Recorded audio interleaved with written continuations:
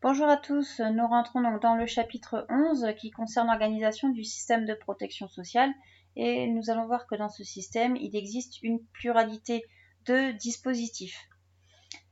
Si vous vous souvenez, dans le chapitre 9, on avait parlé des risques sociaux, donc par exemple de tout ce qui concerne la vieillesse, la maladie, la maternité, et nous avions vu que cela engendre en fait des problèmes en termes de ressources. Par cela, avec l'évolution de la société, des droits sociaux sont apparus et ont vu donc la création d'un système de protection sociale. Son but est de protéger l'ensemble de la population et nous allons justement donc rentrer dans le grand thème de notre chapitre qui est donc la composition de ce système de protection sociale. Pour cela, vous allez venir utiliser le schéma que nous avions réalisé dans le chapitre 10 et on va en fait rentrer dans le détail de ce schéma. Donc on va noter en grand A donc les 4 composantes de la protection sociale. Donc si vous regardez votre schéma, il se divise en 4 colonnes. Donc ces 4 colonnes, elles concernent le régime obligatoire de la sécurité sociale, le régime d'assurance chômage, le régime complémentaire et les aides sociales. Donc on va reprendre ces régimes de gauche à droite.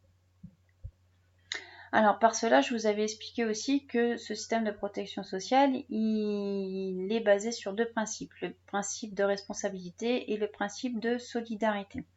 Mais quelque part, en fait, on peut les regrouper sur la solidarité. Pourquoi? Parce qu'en fait, ils concernent tout le monde. Donc, comme je vous ai dit, le but de la protection sociale, c'est de protéger l'ensemble de la population. Donc, tout le monde, sans distinction, est acteur de ce système de protection sociale et va venir le financer selon ses ressources. Donc, tout le monde y a droit et en fait, on le finance selon nos moyens, que ce soit par les cotisations ou que ce soit par l'impôt. Donc on va voir justement, on va rentrer dans le détail de savoir qui est financé par les cotisations et qui est financé par les impôts et on reviendra sur le pourquoi. Donc on va venir rentrer dans le détail de la première colonne qui concerne en fait le régime de la sécurité sociale.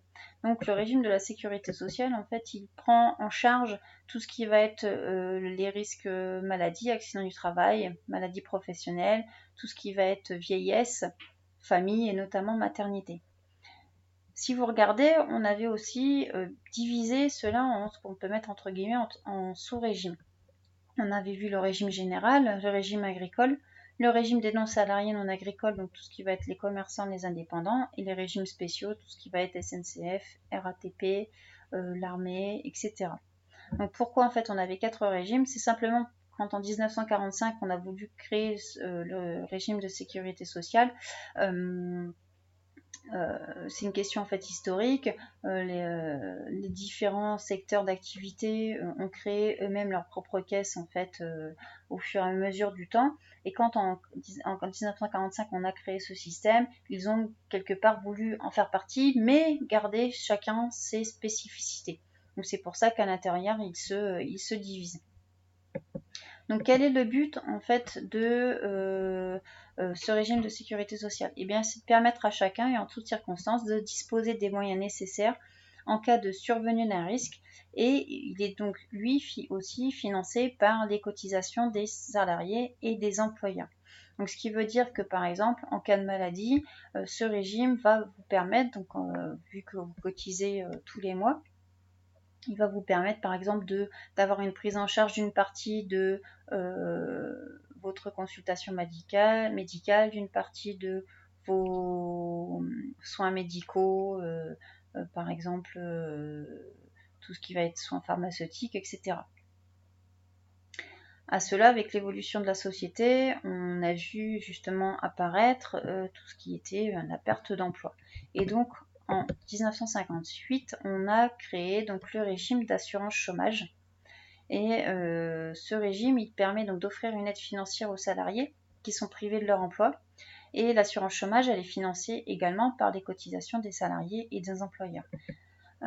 Si on veut rentrer un peu plus dans le détail ici de comment ça s'organise, en fait, c'est l'UNEDIC qui centralise les cotisations qui concernent donc l'assurance chômage, et ensuite c'est le Pôle emploi qui est chargé de reverser ces cotisations, ces allocations, donc le Pôle emploi auquel en fait vous êtes rattaché. Voilà. On a ensuite donc un troisième régime qui a été mis en place, qui est le régime complémentaire. Pourquoi? Parce que je viens de vous expliquer que le régime de sécurité sociale ne prend en charge qu'une partie de vos soins médicaux. Et donc le régime complémentaire doit venir quelque part prendre à 100, vous permet quelque part que vous soyez pris à 100%. Donc on va parler donc des complémentaires santé qui sont obligatoires depuis le 1er janvier 2016, et on parle en fait des mutuelles. Donc leur objectif c'est de compléter les prestations de la sécurité sociale, et cette fois-ci en fait c'est pas le même financement parce que ça va dépendre de votre contrat.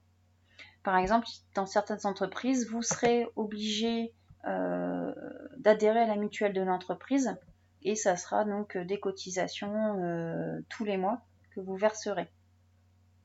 Dans d'autres secteurs d'activité, par exemple comme nous chez les enseignants, il y a une mutuelle enseignante, mais vous n'êtes pas obligé d'y adhérer. Si vous pouvez faire le choix en fait d'adhérer à une autre mutuelle. Ça va être un petit peu du cas par cas, mais ça dépendra de votre contrat. Dans ce régime complémentaire, on a tout ce qui va être les assurances supplémentaires. Donc là, par contre, elles sont facultatives et elles vont venir donc en supplément pour justement venir prendre en charge certains risques supplémentaires qui peuvent être donc par exemple tout ce qui va concerner les problèmes liés à l'habitat, à la voiture. On peut aussi parler des assurances vie. Vous pouvez aussi avoir les complémentaires au niveau de la retraite. Dans certains cas, elles peuvent être obligatoires, mais voilà, surtout, elles peuvent être aussi facultatives. Et vous pouvez, par exemple, faire le choix tous les mois de cotiser, de verser pour avoir un supplément en fait de retraite lorsque l'âge de la retraite arrivera. Donc là, on a vu les trois régimes qui sont financés quelque part par des cotisations.